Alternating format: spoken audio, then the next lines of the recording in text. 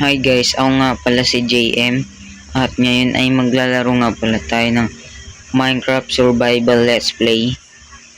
So, let's start. Sakto guys, meron ditong itong puno. Kailangan natin to guys para makakuha tayo ng mga gamit. So, kailangan ko pala makahanap ng village guys para makakuha ko ng ibang gamit sa kanila, sa mga bahay nila. So, dito na lang tayo punta guys. Doon. Yan, langoy-langoy lang tayo dito guys. At yan, andito na tayo at madaming baka. So, sakto kailangan din natin to para sa pagkain. Kala mo mabubuhay ka sa akin. Nakatingin ka pa sa akin. Hindi. Mamatay ka rin. Uy. Ano meron doon? Wait lang. Parang nakita kong bahay dito guys. Tsaka ano to?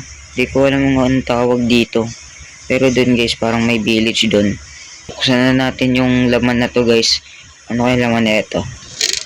So, ito yung laman guys. Meron ditong pickaxe at saka hoe.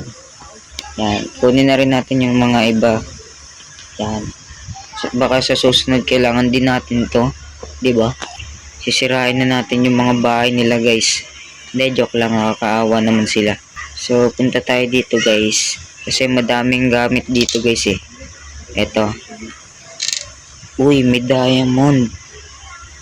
Nakuha agad tayo ng diamond guys.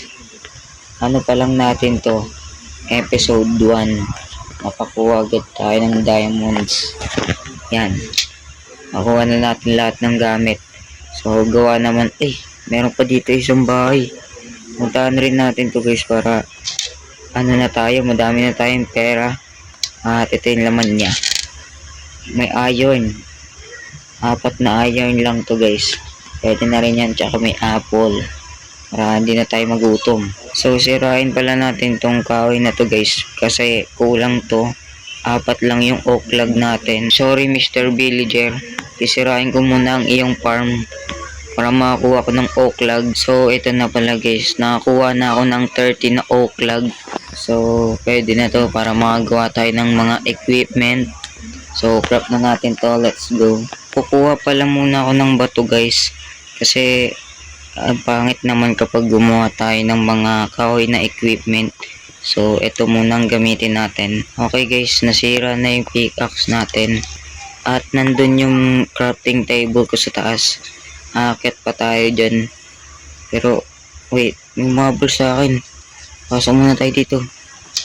Pasok. Yun, safe na tayo dito guys. Di na makapasok dito yung mga monster. Ngayon natalong-talong pa siya. Kala niya makapasok siya. Tsaka meron pa dito. Itong si Mr. Skeleton. Wala po kaming yellow. Okay, gawa na tayo na itong stone pickaxe. Tsaka stone axe. Ayan guys, kompleto na tayo sa equipment. Pwede na natin malabanan yung mga monsters sa labas. Kailangan ko pa pala ng shield guys. Para kapag pinana tayo ng skeletongers, hindi tayo pantatamaan. Ito na guys. Complete na ako. Hindi pa pala complete guys kasi wala pa akong armor. Yan, boots pa lang meron ako. Pero at least meron na akong shield. So labanan na natin yung mga monster dito. Ba't na wala sila? Eto na sila guys. Nakakatakot sila. So matutulog muna ako guys para mag-umaga na agad. Tsaka mawala na yung mga monster sa labas. So papatayin pala muna natin yung monster dito guys para makatulog na tayo ng maayos. Ayan, dalawa sila dito guys. Ang hirap nito. Ang hirap nito guys. Yun, patay ng isa. Wala, dalawa ulit. Aray ko. Yun, patay na isa. Ang dami nila guys. Takbo muna tayo. Takbo. Mamamatay na ako. Takbo. Mamamatay na tayo guys. Ano ba yan? Wala kasing bed dito guys. Aray ko. Mamatay na ako guys. Isang heart na lang. Wait lang, buksan muna natin tong chest na to. Ito yung laman. mga mapa, at saka isang compass. Ayan yung laman ng chest. Mag-heal muna tayo dito guys at hintay natin mag-umaga. So ito na nga guys, nang umaga na. Ayan o, umaga na guys. So ang gagawin ko na lang ngayon is magawa ng bahay. Kasi nakikitira lang tayo dito sa village. So yun, meron lang pala ako dito mga gamit. Ay hala, may nag-aabang sa akin guys. Ano bang tawag dito? Which, ayun o, nabatuan niya ako ng slowness. Maghihintay na naman tayo dito para makatakas tayo. Ano ba yan? Okay, so nandito siya. Ayan siya. So ang gagawin ko ay tatakbo ko palabas para makatakas ako sa witch na pangit na to. Ayan, laki ng ilong niya. 1, 2, 3. Takbo, takbo, takbo. Takbo, takbo, takbo. Let's go. Aray ko. Nabatuan niya ako ng poison. Takbo. Mamatay na ako. Ayun na, takbo. Takbo, takbo, takbo. Saan ba ako tatakbo? Ayun. Wala naman na siya. Kaya pwede na yan. So naulan dito ngayon guys. At napag-isipan ko na gumawa na lang ng bahay dito. Yan, dito na lang ako gagawa ng bahay. At papatagin ko na lang to. Itong mga grass na to. Tatanggalin ko yan para malinis na dito at makapaggawa na ako ng bahay. So lapag ko muna pala dito yung mga gamit ko. Itong bed. Actually kinuha ko lang yan dun sa bahay ng villager. At lagay ko na rin itong crafting table. At gagawa na rin ako ng chest. Yan. And pwede na tong isa. Isa na lang muna kasi unti pa lang naman gamit ko eh. Hello, may creeper po dito guys. Kailangan natin tong patayin. Para para hindi niya masabugan yung mga gamit ko. Wala, sumabog. Ano ba yan? Anyways, napatag ko na pala dito guys. At yun, binawasan agad ng creeper. Ayan, nilagyan niya ng butas. Ayan, lalagyan ko na naman to ng dirt. Wala, sinubugan yung gamit ko guys. Buti na lang hindi nawala yung diamonds. Wait, ayun. Buti na lang hindi nawala yung diamonds. So gantong kahoy na lang pala yung kukunin ko guys. Kasi wala akong mahanap na yung ano bang tawag dun? Yung oak. Wala akong mahanap na ganun. Kaya ito na lang. So ito na pala yung nakuha kong acacia log 33. At ayan, wala na akong makuha ang ibang acacia log. Kasi nakalbo ko na lahat ng puno. Ayan o, pati doon nakalbo ko na rin. At naalala ko, meron pala ako ditong itong oak sapling. Meron pala akong ganito. So itatanim ko to sa base ko para pag tumubo kukunin natin to, diba? Mindset ba mindset? Tanim ko na dito, tsaka dito. Ay, dito pala.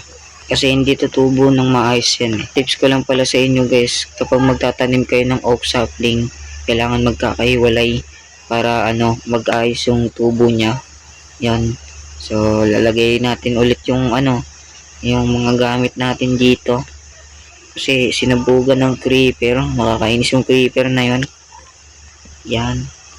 Tsaka yan. Tapos lagay na rin natin mga iba nating gamit. Yan, maaga na. Let's start. Gawin na agad natin yung bahay. Ang malupitang bahay. So sabihin ko lang pala sa inyo guys na maliit lang pala ito. Kasi hindi naman ako masyadong magaling mag-build. Yun. Hindi masyadong marunong. So maliit lang muna pala to guys. Yan. Lagyan natin to diyan. So balikan ko na lang kayo guys kapag natapos ko na to. So tumubo na pala dito yung mga puno guys.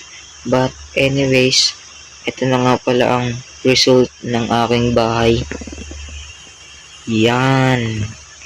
Ayan guys. So ito yung loob. Yan, merong torch yan sa loob. Kasi kanina nakapagmina ako ng coal at ginawa ko siyang torch para maliwanag dito sa loob. So kukunin ko pala muna yung mga gamit ko. Ililipat ko yun sa loob. Safe na yung mga gamit ko dito. So dito ko lagay itong furnace dito at yung chest dito. Yan. Tapos yung bed. Ito. Dito yung bed. Ayan. Ayan na, nakapag-respawn point set na tayo. Para baka sakaling mamatay tayo, edi dito tayo mabubuhay.